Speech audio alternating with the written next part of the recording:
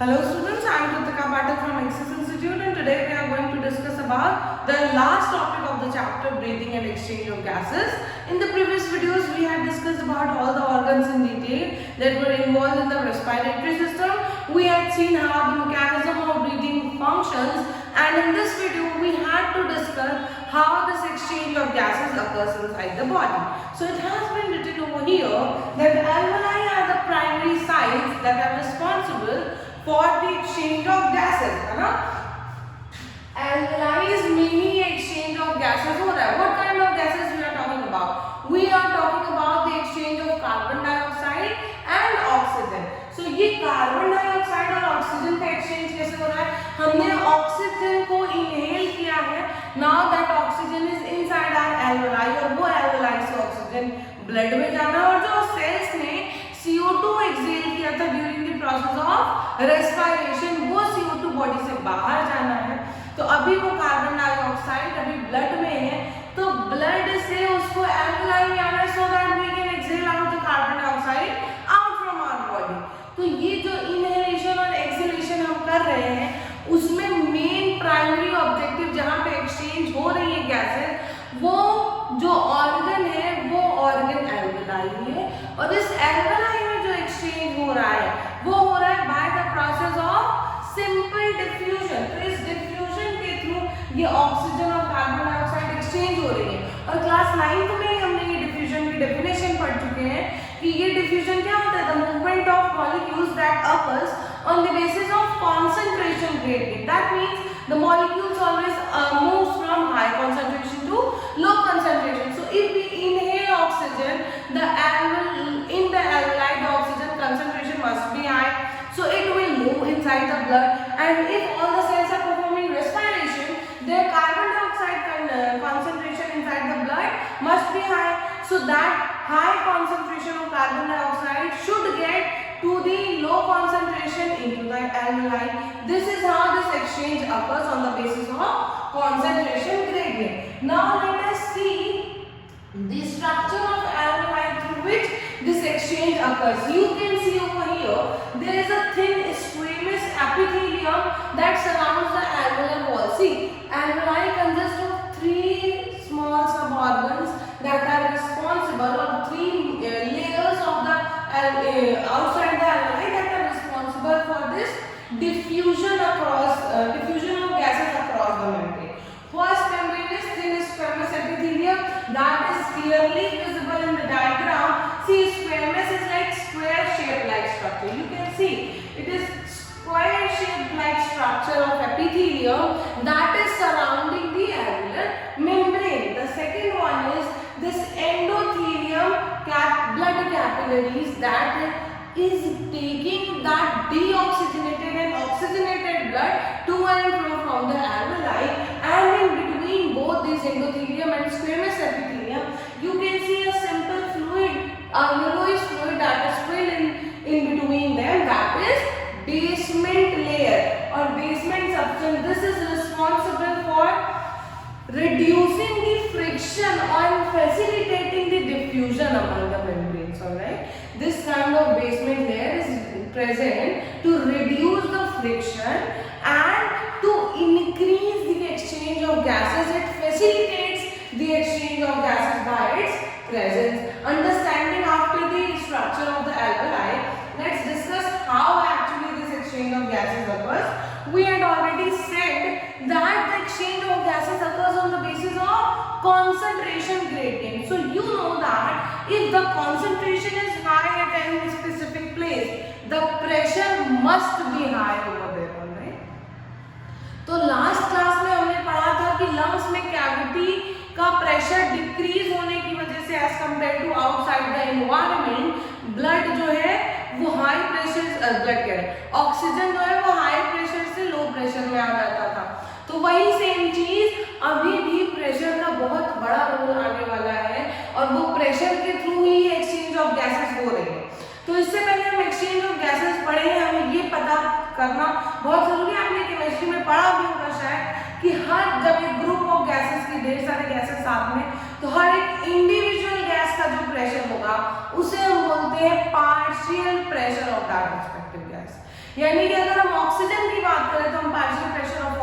बात करेंगे, जब हम कार्बन डाइऑक्साइड के प्रेशर की बात करें तो उसको हम partial pressure of carbon dioxide बोलेंगे, क्योंकि अकेले का सिर्फ कार्बन डाइऑक्साइड नहीं प्रेजेंट है ना बॉडी में, मगर हमें बात सिर्फ उसी की करनी है, सिर्फ उसी के प्रेशर के बारे में बात हम जब करेंगे तो हम बोलेंगे partial pressure of carbon dioxide या पार्शियल प्रेशर ऑफ ऑक्सीजन। तो इन्हीं दोनों का एक्सचेंज पढ़ना है, तो इन्हीं दोनों के प्रेशर के बारे में जान लेते हैं। पहले ये देखो प्रेशर, पार्शियल प्रेशर को एक्सप्रेस करने के लिए स्मॉल p और O2, स्मॉल p और CO2 है ना, ये p स्मॉल p क्या है, ये पार्शियल प्रेशर डिनोट कर रहा है O2 और CO2 का, और ये जो कॉन्सेंट्रेशन ग्रेडियंट है ये किस तरह से मूव होगा एल्कलाइन से ब्लड में और ब्लड से एल्कलाइन में, ये चीज हमें देखनी है। तो यहाँ पे देखो सबसे ज्यादा एटमॉस्फेरिक प्रेशर किसका दिखा रहा है, ऑक्सीजन का दिखा रहा है, कितना 159, ये आपके एनसीईआरटी का डायग्राम है, और ये चार्ट आप सबको याद होना चाहिए, इससे बहुत बार क्वेश्चन आ चुके हैं। तो ये यहाँ पे ऑक्सीजन का एटमॉस्फेरिक प्रेशर ज्यादा है 159 है, और कार्बन डाइऑक्साइड का 0.3। एल्कलाइन में जब हमने इनहेल किया तो ऑक्सीजन सबसे ज्यादा 104 mmHg ऑक्सीजन का प्रेशर है, और कार्बन डाइऑक्साइड का प्रेशर कम है एल्कलाइन में, क्योंकि ऑक्सीजन ज्यादा 40, ठीक है। अब डीऑक्सीजनेटेड ब्लड में ऑक्सीजन कम, कार्बन डाइऑक्साइड ज्यादा, यानी कि ऑक्सीजन 40 और कार्बन डाइऑक्साइड 45। फिर जब ऑक्सीजनेटेड ब्लड है, यानी कि सेल्स से जब एल्कलाइन से ये ऑक्सीजनेटेड ब्लड आर्टरीज के थ्रू फ्लो कर रहा है, तो इसका प्रेशर 95 mmHg है, ऑलराइट। और ये 95 mmHg में ये O2 फ्लो करते हुए सेल्स तक पहुंचेगा, वहां पे सेल के पास कितना प्रेशर है, अभी सेल के पास 40 mmHg में क्या बोलते हैं कि ऑक्सीजन प्रेशर है। तो ये हाई प्रेशर ग्रेडियंट से लो प्रेशर ग्रेडियंट में डिफ्यूज हो जाएगा। टिश्यूज में ऑक्सीजन जो है वो कम 40 और कार्बन डाइऑक्साइड ज्यादा है, इसीलिए तो ये कार्बन डाइऑक्साइड जो है वो ट्रैवल करता हुआ ऑक्सीजन लंग्स तक पहुंच जाएगा। तो ये कैसे ये ट्रैवलिंग हो रही है, हमें ये चीज समझनी है, हमें प्रेशर देखनी है कि अच्छा ऑक्सीजनेटेड ब्लड में प्रेशर ऑक्सीजन का ज्यादा है, सेल्स में 45 है क्योंकि वहां CO2 ज्यादा है, ठीक है, और डीऑक्सीजनेटेड ब्लड में 40 ऑक्सीजन है, 45 कार्बन डाइऑक्साइड है। तो आपको ये दिख रहा है कि ऑक्सीजन का प्रेशर ऑक्सीजनेटेड ब्लड में 95, बट डीऑक्सीजनेटेड ब्लड में कार्बन डाइऑक्साइड का प्रेशर 95 नहीं है, सिर्फ 45 है, और ऑक्सीजनेटेड ब्लड में 40 है ना। तो सिर्फ ये डीऑक्सीजनेटेड ब्लड में 45 है, 40 ऑक्सीजन और कार्बन डाइऑक्साइड 45 है, तो इतना -5 mmHg का डिफरेंस है, क्योंकि हमारी बॉडी में इतना 95 mmHg तक CO2 स्टोर नहीं हो सकता है, हम उसे एक्सेल कर देते हैं, इसीलिए इसका partial pressure as compare to the partial pressure of oxygen कम होता है, ऑलराइट।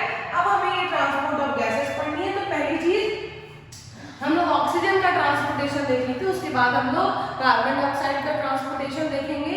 तो पहली चीज आपको पता होनी चाहिए कि blood is a medium that is responsible for the transportation of oxygen and carbon dioxide, यानी कि ये ऑक्सीजन और कार्बन डाइऑक्साइड ट्रांसपोर्ट हो रहा है through blood and it's components. तो वो कंपोनेंट्स कौन कौन से वो भी समझ लेते हैं।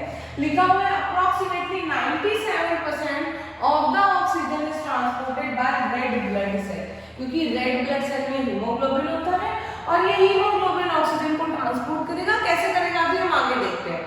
बाकी का बचा हुआ जो 3% ऑफ ऑक्सीजन है उसको प्लाज्मा जो है वो कैरी करता है। और जो कार्बन डाइऑक्साइड के ट्रांसपोर्टेशन की अगर हम बात करें, तो जैसे ऑक्सीजन में 97% ऑफ ऑक्सीजन सिर्फ आरबीसी कैरी कर रहा था, इसमें 20 से 25% ऑफ ऑक्सीजन जो है वो आरबीसी कैरी करेगा, बाकी का 70% of oxygen is transported by the bicarbonate ion, और जो बच गया 7% वो बचा हुआ 7%, जैसे इसमें 3% बच गया था तो प्लाज्मा लेके जा रहा था, सेम वैसे ही जो बच गया 7%, उस बचे हुए 7% के कार्बन डाइऑक्साइड को भी प्लाज्मा ही ट्रांसपोर्ट करेगा। तो ये ट्रांसपोर्टेशन आपको देखना है, और अभी मैंने बोला कि 97% of oxygen is transported by haemoglobin, तो ये हीमोग्लोबिन कैसे ट्रांसपोर्ट कर रहा है आइए समझ लेते हैं। सबसे पहले ये बात जाननी है कि एक हीमोग्लोबिन का मॉलिक्यूल जो है वो 4 ऑक्सीजन के मॉलिक्यूल्स को कैरी कर सकता है, और जब हीमोग्लोबिन ऑक्सीजन से मिलता है तो उस मॉलिक्यूल को हम बोलेंगे ऑक्सी हीमोग्लोबिन,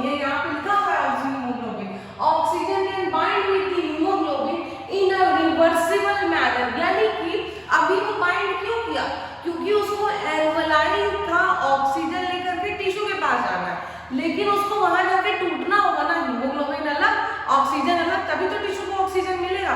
इसीलिए ये बात लिखी हुई है कि रिवर्सिबल मैनर में ये लोग बाइंड होते हैं। अभी तो बाइंड हुए जब साथ चल रहा है, लेकिन जब वहां जाके अलग अलग हो जाएंगे, क्योंकि वहां पे बस एक ही का काम है, हीमोग्लोबिन वापस आ जाएगा लंग्स के पास, किसी दूसरे ऑक्सीजन से मिलेगा, फिर चल देगा ऑक्सी हीमोग्लोबिन बना के। तो ये रिवर्सिबल मैनर क्यों है ये समझ आ रहा होगा, क्योंकि टिश्यू के पास जाके सिर्फ ऑक्सीजन चाहिए टिश्यू को हीमोग्लोबिन से मतलब नहीं है, तो वो अपने आप ऑक्सी हीमोग्लोबिन फिर से टूट जाते हैं, ऑक्सीजन अलग हीमोग्लोबिन अलग, ऑक्सीजन को टिश्यू डिफ्यूज कर लेता है, हीमोग्लोबिन आ जाता है वापस से लाइन में, और वो फिर से किसी दूसरे ऑक्सीजन के साथ बाइंड करके ऑक्सी हीमोग्लोबिन बना के फिर चल देता है। ठीक, तो ये रिवर्सिबल मैनर की ये रही कहानी। अब कह रहे हैं कि हर मॉलिक्यूल, मैंने अभी बताया 4 मॉलिक्यूल ऑफ ऑक्सीजन कैसे कर सकता है हीमोग्लोबिन का एक मॉलिक्यूल, और जब ये लोग बाइंड कर रहे हैं तो पार्शियल प्रेशर ऑफ ऑक्सीजन ज्यादा है। कितना ज्यादा है? एल्कलाइन में 104 mmHg है पार्शियल प्रेशर ऑफ ऑक्सीजन, इसीलिए हीमोग्लोबिन जो है वो ऑक्सीजन से बाइंड कर ले रहा है। और जब ये बाइंडिंग का हम ग्राफ प्लॉट करेंगे तो ये ग्राफ हमें क्या दिखा रहा है कि स्टार्टिंग में बाइंडिंग स्लो, फिर बढ़ते बढ़ते ज्यादा हुई, फिर ये अपने आप स्टेबल हो गई। ऐसे ये जो एस शेप्ड ग्राफ है, इस ग्राफ को हम लोग सिग्मोइड कर्व बोलते हैं या एस शेप्ड कर्व बोलते हैं। क्यों? क्योंकि स्टार्टिंग में स्लो था, जब हीमोग्लोबिन कम थे, फिर इनका प्रेशर जैसे ज्यादा बढ़ा, हीमोग्लोबिन ज्यादा बाइंड करने लगे, और प्रेशर बढ़ा और बाइंड करने लगे, और प्रेशर, धीरे धीरे प्रेशर कितना भी बढ़ जाए, अब इससे ज्यादा में हीमोग्लोबिन बाइंड नहीं करेंगे। क्यों? क्योंकि सैचुरेशन जो है वो 97% होता है, उससे ज्यादा सैचुरेशन मतलब तो 100% सैचुरेट हो गई हीमोग्लोबिन, ऑक्सीजन नहीं ट्रांसपोर्ट करेगा। ठीक है, तो 97% का सैचुरेशन होगा, उसके बाद उससे ज्यादा कुछ नहीं होगा, यानी कि ये स्टेबल हो गए। अब इससे ज्यादा ऑक्सी हीमोग्लोबिन नहीं बनाए, पहले इतना छोड़ के आएंगे, फिर खाली होंगे तब बनाएंगे, लेकिन अभी नहीं बनाएंगे, इसीलिए ये रेट क्या हो गई? कांस्टेंट रेट हो गई। जब हम इतना पढ़ लिए तो हमें ये बात भी पढ़नी चाहिए कि ये बोहर साहब ने क्या बोला था, ये ट्रांसपोर्टेशन से रिलेटेड। तो पहली चीज लिखी हुई है ये इंडेक्स के फॉर्म में, जिसको लिखे हम P50 वैल्यू। तो ये जो ये P50 वैल्यू है, ये यही सैचुरेशन ऑफ हीमोग्लोबिन था 50%। मैंने बोला मैक्सिमम सैचुरेशन कितना होगा हीमोग्लोबिन का? 97% सैचुरेशन होगा, लेकिन बोहर्स ने क्या बोला कि 50% सैचुरेशन पे जितना ऑक्सीजन ट्रांसफर हो रहा होगा उसे हम P50 वैल्यू बोलते हैं। वो एक इंडेक्स है, फ्रैक्शनल इंडेक्स, जिसको हम लोग P50 वैल्यू बोल रहे हैं। और ये वैल्यू इंपॉर्टेंट है क्योंकि ब्लड में ऑक्सीजनेटेड ब्लड का ट्रांसपोर्टेशन जो एल्वेलाई के थ्रू हो रहा है, और जो डीऑक्सीजनेटेड ब्लड सेल से टिश्यू से लंग्स तक जानी है, उसमें जब हम एक फिक्स्ड रेशियो डिस्कस कर रहे हैं और ये कर रहे हैं कि ऑक्सी हीमोग्लोबिन डिसोसिएट होगा और CO2 का ट्रांसपोर्टेशन, O2 का ट्रांसपोर्टेशन, जब हमें ये सब सारी चीजें पढ़नी है तो हमें ये P50 वैल्यू मालूम होनी चाहिए। अब तुम्हें ये जब पता है कि ऑक्सीजन वहां जाके डिसोसिएट होगा, तो कुछ तो ऐसा होगा ना कि ऑक्सी हीमोग्लोबिन को कैसे पता कि वो उस सेल तक पहुंच चुका है जहां पे उसको जाना था। तो ये कुछ तो ऐसा है, वो कंडीशंस ऐसी होती है सेल्स और टिश्यूज के पास जिसकी वजह से ये ऑक्सी हीमोग्लोबिन ब्रेक हो जाता है, ऑक्सीजन अलग और हीमोग्लोबिन अलग। तो आइए जान लेते हैं वो कंडीशंस क्या क्या है। पहले लिखा हुआ है कि जैसे ही वो ब्लड कार्बन डाइऑक्साइड तक पहुंचेगा, टिश्यूज तक पहुंचेगा, वहां पे कार्बन डाइऑक्साइड का कंसंट्रेशन ज्यादा होगा, पहला चीज। दूसरा चीज, तुम लोगों ने ग्लोबल वार्मिंग पढ़ रखी है क्लास 9 10th में, तो ग्लोबल वार्मिंग में क्या है? Increase of carbon dioxide is making our earth warm, इसी को हम ग्लोबल वार्मिंग बोले। मतलब तुम्हें पता चल चुका है कि कार्बन डाइऑक्साइड जहां रहेगा टेम्परेचर ज्यादा हो जाएगा, तो सेल के पास अगर कार्बन डाइऑक्साइड ज्यादा तो टेम्परेचर भी ज्यादा। वही बात लिखी हुई है कि टेम्परेचर ज्यादा, कार्बन डाइऑक्साइड ज्यादा, और एसिडिटी ज्यादा होने की वजह से पीएच कम होगा। तो high acidity, high carbon dioxide का partial pressure and high temperature leads to the break down of oxyhaemoglobin. क्योंकि ये P50 की वैल्यू बढ़ रही है तो अफिनिटी ऑफ हीमोग्लोबिन जो ऑक्सीजन से अभी तक बाइंड बाइंडिंग डिक्रीज होने लगी और अब वो डिसोसिएट हो जाएगा। इसका मतलब ये जो ऑक्सी हीमोग्लोबिन डिसोसिएशन कर्व हमने देखा, ये और राइट में शिफ्ट होने लगेगा, है ना। इसका सैचुरेशन और कम होता जाएगा जैसे जैसे हम CO2 का कंसंट्रेशन बढ़ा रहे हैं, टेम्परेचर बढ़ा रहे हैं या एसिडिटी बढ़ा रहे हैं, ये और ज्यादा राइट साइड में शिफ्ट हो जाएगा इस तरह से। इसके शिफ्टिंग होने का मतलब क्या है कि ये जो सैचुरेशन है वो कम हो रहा है, क्योंकि ऐसी कंडीशंस है जो कि फेवरेबल नहीं है for the binding of oxygen with the haemoglobin. इतनी चीजें पढ़ने के बाद हमें ये पता होना चाहिए कि ये एल्कलाइन में क्यों बाइंड कर रहा है और टिश्यूज में जाके क्यों क्या कहते हैं डिसोसिएट हो रहा है। तो पहली चीज कि एल्कलाइन में पार्शियल प्रेशर ऑफ ऑक्सीजन ज्यादा है, पार्शियल प्रेशर ऑफ CO2 कम है, उसके बाद एसिडिटी जो है वो भी कम है और टेम्परेचर भी कम है। तो ये सारे फैक्टर्स रिस्पॉन्सिबल है ऑक्सी हीमोग्लोबिन के फॉर्मेशन के लिए। और हीमोग्लोबिन जो है वो इस तरह से 4 मॉलिक्यूल्स ऑफ ऑक्सीजन से मिल करके ऑक्सी हीमोग्लोबिन बना ले रहा है और ट्रांसपोर्ट कर रहा है। अब जब वो टिश्यू में पहुंचा तो हम लोग अभी डिस्कस कर चुके हैं partial pressure of oxygen inside the tissue will be low, कितना लो 40। यहाँ पे high partial pressure of carbon dioxide कितना हाई 45 mmHg। यहाँ पे एसिडिटी ज्यादा, टेम्परेचर ज्यादा, जिसकी वजह से अभी हमने पढ़ा कर्व जो है वो शिफ्ट होता रहेगा। इसका मतलब ऑक्सीजन और हीमोग्लोबिन का डिसोसिएशन हो जाएगा, जिसको हम लोग बोल रहे हैं डीऑक्सीजनेशन। और ये डीऑक्सीजनेशन होने की वजह से ऑक्सी हीमोग्लोबिन से हीमोग्लोबिन अलग और ऑक्सीजन अलग, ऑक्सीजन डिफ्यूज कर जाएगा सेल्स में और सेल को ही तो ऑक्सीजन चाहिए था, तो हम लोग चाहते थे हमें वो मिल गया। अब हम बात करते हैं कि ये मैंने बोला था कि 97% सैचुरेशन हो रहा है, उसमें वो जो ब्लड ट्रांसपोर्ट हो रहा है वो कितने ml ऑफ ब्लड में कितना ऑक्सीजन ट्रांसपोर्ट होगा, ये बात समझ लेते हैं। बुक में सिर्फ ये लिखा हुआ है कि 100 ml ब्लड में 5 ml ऑक्सीजन ट्रांसफर होता है। वो 5 ml आया कहाँ से, ठीक है, वो 5 ml आया कहाँ से, इसका डिस्क्रिप्शन NCERT में नहीं है। और वो 5 ml की थ्योरी समझने के लिए आपको ये बात समझना इंपॉर्टेंट है। तो क्या लिखा हुआ है कि एक हेल्दी नॉर्मल जो पर्सन ब्रीथ कर रहा है, अडल्ट ह्यूमन बीइंग, वो 1 मिनट में 12 से 16 बार सांस ले रहा है, ठीक। और हम लोग 100 ml लेकर के ब्लड चल रहे हैं, 100 ml की बात करेंगे। तो अभी मैंने बोला ये थ्योरेटिकली याद करना है, सैचुरेशन 100% नहीं होगा, 97% होगा, ठीक। तो अगर 100 ml ब्लड में 15 ग्राम हीमोग्लोबिन है तो इसका मतलब 100 ml ऑक्सीजनेटेड ब्लड जो है वो 5 ml ऑक्सीजन जो है वो टिश्यूज को दे रहा है। कैसे दे रहा है यही बात तुम्हें समझनी है कि ये 5 ml ऑक्सीजन दे कैसे रहा है। देखो 15 ग्राम हीमोग्लोबिन है तो 1 ग्राम haemoglobin 1.34 ml of oxygen carry कर सकते हैं। ये हीमोग्लोबिन की रेस्पिरेटरी कैपेसिटी है, थ्योरेटिकल वैल्यू है ये 1.3 ml ऑफ ऑक्सीजन, जो कि 1 ग्राम ऑफ हीमोग्लोबिन कैरी कर सकती है। तो 15 ग्राम हीमोग्लोबिन कितना कैरी करेगी, उसको हम 15 से मल्टीप्लाई कर दिए तो हमें ऑक्सीजन नंबर मिलता है तो 20 ml ऑफ ऑक्सीजन, ठीक। मगर 100 ml तो कैरी हो नहीं रहा, 97% ही सैचुरेशन है, तो हमें 97% निकालना था। तो इस 20 का हमने 97% निकाल दिया तो कितनी आई value, 19.4 ml of oxygen is the carrying capacity of 100 ml of blood.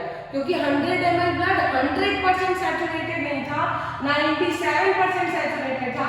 तो यहाँ से जब परसेंटेज हटाते हो ना तो ये अपॉन में 100 हो जाता है, यही चीज हुई यहाँ पे, इंटू 20 कर दिया हमने। 19.4 ml of oxygen is the carrying capacity of 100 ml of blood. तो ये इसका मैक्सिमम सैचुरेशन हो गया 97%। अब ये आर्टरीज में 97% सैचुरेशन हो रहा है, वेन्स में 72% सैचुरेशन हो रहा है। तो सेम वही चीज अब इस 19.4 का ये जो ऑक्सीजन की कैरिंग कैपेसिटी वेन से हम निकाल ले कि इतना सैचुरेशन वेन में, तो हमें क्या मिल गया 14.4 मिल गया। यानी कि इतना जो है वेन्स कैरी करके वापस ले आ रही है लंग्स तक, ठीक है, तो सॉरी हार्ट तक। तो ये जो जितना टिश्यूज के पास गया और जितना वापस आ रहा है, तो टिश्यूज ने रख कितना लिया, इसमें से इसको माइनस कर दो तो टिश्यूज ने कितना रखा तुम्हें वो पता चल जाएगा। तो 19.4 और 14.4 को माइनस करोगे तो 5 ही तो आएगा ना। ये देखो गया था 19.4 और आया 14.4, तो कितना बचा 5 ml बचा, यानी कि टिश्यूज ने 5 ml ऑक्सीजन रख लिया। यही 5 ml ऑक्सीजन क्या है जो आर्टरीज दे के आए, ऑक्सीजन गिवन। तो पूरे के पूरे 20 ml में से हमने 25% उसको दिया, इसका मतलब 100 ml ऑक्सीजनेटेड ब्लड। ऑक्सीजन जो टिश्यूज को दे रहा है वो 5 ml देगा और डीऑक्सीजनेटेड ब्लड जो CO2 दे रहा है वो 4 ml देगा। ठीक है, अप्रोक्सीमेटली हम लोग 1 मिनट में 250 ml CO2 जो है वो हर टिश्यू को दे पाते हैं और 200 से 250 ml CO2 जो है वो रिमूव हो रहा है एल्वेलाई से जब हम लोग एक्सहेल करते हैं। तो ये 250 कैसे पता चल रहा है, अभी इसको ml को लीटर में कन्वर्ट कर लो और हम लोग एक बार में हमारा कार्डियक आउटपुट जो है वो 5 लीटर्स होते हैं, तो आप 5 × 5 25 हो रहा है और उसको लीटर्स में कर लो, इसीलिए वो मिलीलीटर में आके 250 ml ऑक्सीजन हो जा रहा है। ठीक है, अब हम लोग बात करते हैं कार्बन डाइऑक्साइड के ट्रांसपोर्टेशन की। अभी हम लोग कार्डियक आउटपुट और डिटेल में पढ़ेंगे तो ये बात अच्छे से समझ आ जाएगी। तो ये कार्डियक आउटपुट, अरे कार्डियक आउटपुट है, और कार्बन डाइऑक्साइड का जो ट्रांसपोर्टेशन है वो कार्बन डाइऑक्साइड का ट्रांसपोर्टेशन देखो हीमोग्लोबिन दो तरह से ट्रांसपोर्ट होता था। एक तो ऑक्सी हीमोग्लोबिन का फॉर्मेशन करके जो कि 97% ऑफ ऑक्सीजन को ट्रांसपोर्ट करने के लिए रिस्पांसिबल था, और दूसरा 3% जो कि प्लाज्मा ट्रांसपोर्ट कर रहा था। इसमें 20 से 25% क्या कहते हैं आरबीसी ट्रांसपोर्ट करता है, प्लाज्मा 7% और बाकी का बचा हुआ 70% जो है वो बाइकार्बोनेट आयंस ट्रांसपोर्ट करे। तो हम लोग एक एक करके डिटेल में पढ़ते हैं कि ये ट्रांसपोर्टेशन हो कैसे रहा है। तो जो ये कार्बन डाइऑक्साइड, इस कार्बन डाइऑक्साइड को जो हीमोग्लोबिन कैरी कर रहा है, जैसे जो ऑक्सीजन को कैरी कर रहा था उसे क्या बोल रहे थे, ऑक्सी हीमोग्लोबिन बोल रहे थे। तो जो कार्बन डाइऑक्साइड को कैरी करेगा उसे हम बोलेंगे कार्बामिनो हीमोग्लोबिन, और ये कार्बन डाइऑक्साइड को इसलिए कैरी कर रहा है क्योंकि partial pressure of carbon dioxide इस समय ज्यादा है। तो partial pressure of carbon dioxide ज्यादा है तो ये हीमोग्लोबिन जाकर के इस कार्बन डाइऑक्साइड से बाइंड कर लिया, क्योंकि टिश्यूज में पार्शियल प्रेशर ऑफ ऑक्सीजन कम है और partial pressure of carbon dioxide ज्यादा है। बल्कि जब वो एल्गोन्स तक आता है तो वहां पे पार्शियल प्रेशर ऑफ ऑक्सीजन ज्यादा है और partial pressure of carbon dioxide कम है, जिसकी वजह से डिसोसिएशन हो जाता है कार्बन डाइऑक्साइड का हीमोग्लोबिन से, और कार्बन डाइऑक्साइड जो है वो वापस से एल्वेलाई में आ जाता है, जिसकी वजह से हम लोग एक्सहेल कर देते हैं ये कार्बन डाइऑक्साइड को। ये जो रिएक्शन है ये फिर से टिश्यूज में बाइंडिंग हो रही है और एल्वेलाई में डिसोसिएशन हो रहा है, यानी कि to both the directions this is functionable, alright। और यही चीज जब बाइकार्बोनेट आयन के थ्रू होगी तो ये रिएक्शन रेड ब्लड सेल और प्लाज्मा में 5000 टाइम्स ज्यादा जल्दी होता है एज कंपेयर टू आरबीसी। ठीक है, जब ये कार्बोनिक एनहाइड्रेस प्रेजेंट होते हैं जो कि बाइकार्बोनेट आयन के थ्रू CO2 का ट्रांसपोर्टेशन कर रहे हैं। पहली चीज as compare to oxygen, carbon dioxide is 20 times more soluble in water, और इसके सॉल्युबिलिटी की वजह से ये फट से कार्बोनिक एसिड बना ले रहा है। और ये देखो ना, ऑक्सीजन वाटर से मिल रहा है, कार्बोनिक एनहाइड्रेस की प्रेजेंस में कार्बोनिक एसिड बनाया, अगर ये डिसोसिएट होगा तो बाइकार्बोनेट आयन और H+ आयन। अब ये बाइकार्बोनेट आयन सोडियम से भी मिल सकता है, सोडियम बाइकार्बोनेट बना लेगा, पोटेशियम से भी मिल सकता है, पोटेशियम बाइकार्बोनेट आयन बना लेगा, लेकिन ये सोडियम बाइकार्बोनेट आयन और पोटेशियम बाइकार्बोनेट आयन कहाँ बन रहा है, प्लाज्मा में बन रहा है। ठीक है, अब उसके बाद हम लोग बात करते हैं कि ये क्लोराइड शिफ्ट या हैमबर्गर फिनोमेना क्या है।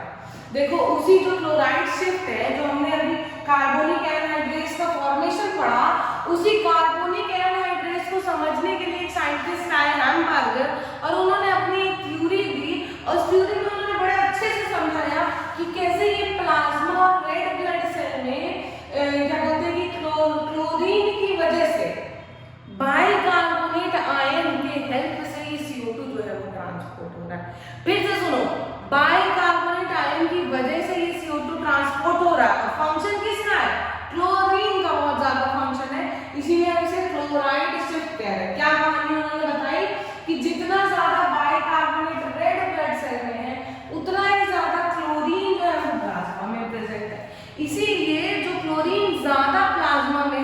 तो वो रेड ब्लड सेल में, जैसे कि ये रहा प्लाज्मा, चारों तरफ क्लोरीन निकली और ये रही रेड ब्लड सेल। तो यहाँ पे इतना क्लोरीन है कि ये क्लोरीन जो है वो इस आरबीसी के अंदर आ जाएगा। तो ये एक नेगेटिवली चार्ज कंपाउंड है जो कि आरबीसी के अंदर आ रहा है। तो जब एक नेगेटिवली चार्ज कंपाउंड आरबीसी के अंदर आ रहा है तो बाहर भी तो उस प्लाज्मा में कुछ नेगेटिविटी मेंटेन करने के लिए जाना चाहिए। तो वही सेम काम होगा जब ये क्लोरीन इसके अंदर आया, रेड ब्लड सेल के अंदर आया। तो रेड ब्लड सेल में पहले से ही ये बाइकार्बोनेट आयन प्रेजेंट है, तो इन लोगों ने मिलकर केसीएल बना लिया और ये बाइकार्बोनेट आयन फ्री हो गया। तो उसी तरह से जो Na+ प्लाज्मा में प्रेजेंट था, यहाँ प्लाज्मा में पहले से पॉजिटिवली Na+ प्रेजेंट है, अब ये बाइकार्बोनेट यहाँ से फ्री हो गया है तो ये प्लाज्मा में आ जाएगा बाहर, क्योंकि एक माइनस वाला अंदर गया तो दूसरा माइनस वाला बाहर आएगा और उसके फ्री होने की वजह से ये Na और HCO3 ये दोनों जो है वो प्लाज्मा में आके रिएक्शन बना लेंगे और सोडियम बाइकार्बोनेट आयन बना लेंगे प्लाज्मा में। अब ये सोडियम बाइकार्बोनेट आयन जो है उसके बनने की वजह से ये CO2 का ट्रांसपोर्टेशन हो रहा है और आपको देखने मिल रहा होगा कि जैसे जैसे कि एक माइनस का चार्ज आरबीसी के अंदर जा रहा है वैसे वैसे एक बाइकार्बोनेट आयन बाहर भी आ रहा है। इसका मतलब कि इलेक्ट्रिकल न्यूट्रलिटी बनी हुई है, इसमें कोई भी दिक्कत नहीं होगी। जितना चार्ज पहले था उतना ही चार्ज पहले बाद में भी रहेगा, पीएच जो है वो नॉर्मली स्टोर रहेगा और ये सोडियम जो है इस तरह से CO2 का ट्रांसपोर्टेशन कर देगा। फिर ये पहुंचेगा एल्वेलाइन में, एल्वेलाइन में CO2 का pressure low, partial pressure low और ऑक्सीजन का पार्शियल प्रेशर ज्यादा, जिसकी वजह से CO2 जो है वो एल्वेलाइन में रिलीज हो जाएगा, क्योंकि अभी ये डिसोसिएट हो जाएगा NaCO3, CO2 जो है वो एल्वेलाइन में रिलीज होने के बाद हम उसे एक्सहेल कर देंगे। ये तो रही कहानी ट्रांसपोर्टेशन की। अब हमें एक और मुद्दा पढ़ना है, वो है कि हम कैसे अपनी, देखो आप जब ट्राई करो कि आज आप अपनी सांस रोक के देखते हो, थोड़ी देर बाद आप खुद ही सांस लेना, कैसे हो जाएगा?